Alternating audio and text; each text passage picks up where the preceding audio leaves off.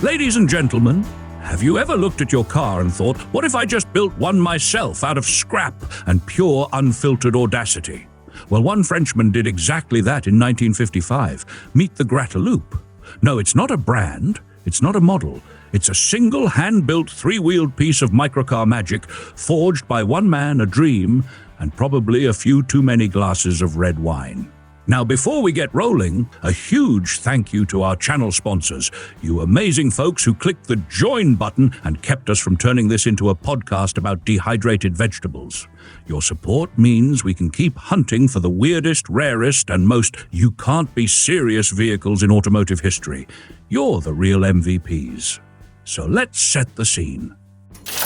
Post-war France, 1955. While the rest of the world was buying Citroëns or saving up for a second-hand Simca, a man named Monsieur Grataloop, living in the Pyrenean town of Villiers de Bigorre, decided to skip all that nonsense and just build his own car. No factory, no team, no startup pitch deck, just a shed, a dream, and probably some very confused chickens watching it all unfold. Grataloup wasn't an automaker. He wasn't even trying to be one. He just needed a way to get around.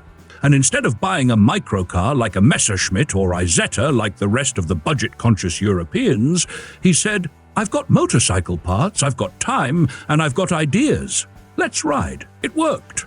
The Grataloup, now known by no name other than its creators, was a fully functioning daily driver. A one-off three-wheeled microcar built by hand with a British Villiers two-stroke engine, a French gearbox, chains, leather belts, and more charm than a bakery full of baguettes. He used it regularly around town, up hills, probably even to scare a few nuns on market day. And remarkably, it met the basic French road regulations. It even had license plates from Department 64, which is the Pyrénées-Atlantiques, proving that yes, the French state looked at this thing and went, yeah, that's a car. There was never a factory, never a brand, just one man and one car. The total production run? 1. The number still surviving today? 1. And that exact same car, after a stint in a Citroën garage where it was basically forgotten, now lives in the Lane Motor Museum in Nashville, Tennessee. It went from anonymous rural transport to microcar royalty, from what is that to you'll never see another. Now let's get under the hood, or rather beside the seat, because the Grataloup doesn't really follow rules. Power comes from a 247 cubic centimeter Villiers MCAC-1 single-cylinder engine, air-cooled and two-stroke, putting out roughly 7.5 horsepower. The engine came from a British motorcycle, possibly a pre-war BSA, and Monsieur Grataloop mounted it right beside the driver. Not behind. Not up front, beside. So if you were riding shotgun in the Grataloup, you weren't sitting next to a person, you were bonding with a smoking, oil-burning British thumper. That engine powered the single rear wheel via a 3-speed manual gearbox, reportedly taken from a René Gillet motorcycle. The Villiers engine and French gearbox were connected by chains, and I don't mean fancy timing chains. We're talking honest-to-goodness, grease-slinging, belt-snapping chains. Even the clutch was improvised. Instead of a standard friction disc, Grataloup used a system of 3 belts between the engine and transmission. Because when life gives you scrap, you don't make lemonade, you make a transmission. As for starting it, most Villiers engines were kicked into life by foot. But not this one. Grataloup rigged up an electric starter connected to the engine via a leather belt, not a drive belt, a literal leather strap. You pressed a button, the belt spun, and if the stars aligned, the engine sputtered to life like a sleepy accordion. The chassis was hand-built, likely from steel tubing or angle iron. No blueprints, no crash testing, just trial, error, and probably a few dents along the way. It used 3 wheels in a tadpole layout, 2 up front, 1 in the back. Suspension was by leaf springs, transverse in front, longitudinal in back. Simple, rugged, and perfect for the gravel-strewn village lanes of the French countryside. Brakes were likely mechanical drums, maybe even borrowed from a bicycle or small motorcycle, though exact specs are lost to time. The important thing is, it stopped.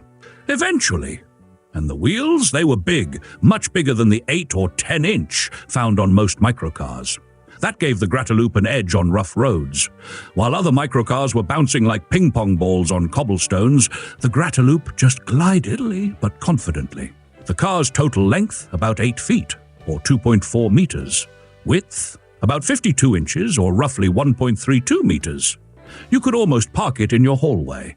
Curb weight was about 175 kilograms, roughly 385 pounds.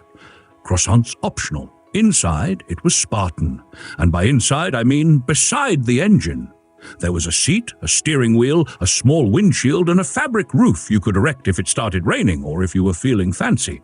The layout was technically two-seat, but let's be real, with that engine sitting next to you, it was a single-seater with hot air and noise for company. Top speed? About 45 miles per hour, 72 kilometers per hour, though some reports optimistically claim 52. That's downhill, wind at your back after skipping breakfast. And the best part? It worked. It didn't explode. It didn't fall apart. It didn't become one of those weird local legends like old John Claude's rolling kettle.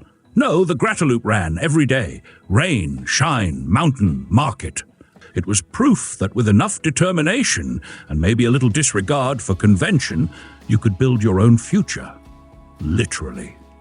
Visually, the Grataloup was as quirky as its engineering.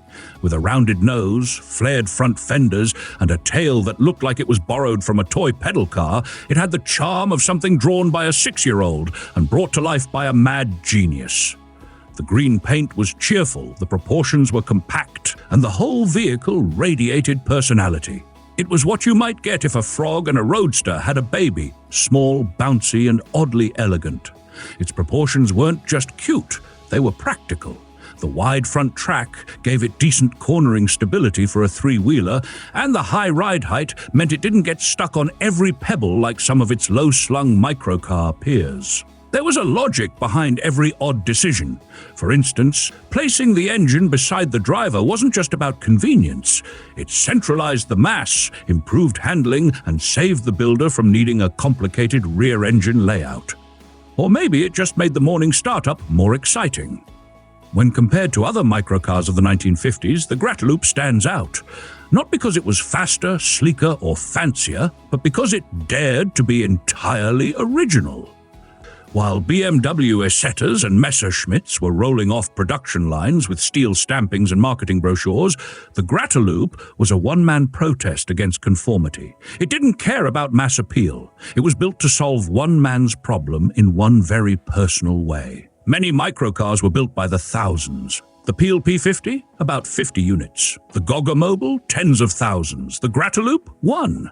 That makes it both priceless and utterly unmarketable. It's the unicorn in a stable of quirky goats. So how do you value something like this? Well, we've got one clue.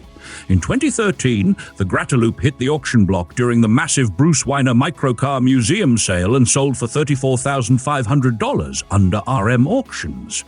Adjusted for inflation, that's about $45,000 today. Not bad for a home-built one-seater powered by a two-stroke lawnmower's older, grumpier cousin. And today? The Grataloup resides safely in the Lane Motor Museum in Nashville, Tennessee, a place that lovingly houses the misfits, oddballs, and engineering experiments of the automotive world. The little French trike sits among bubble cars and forgotten concepts like a king among jesters.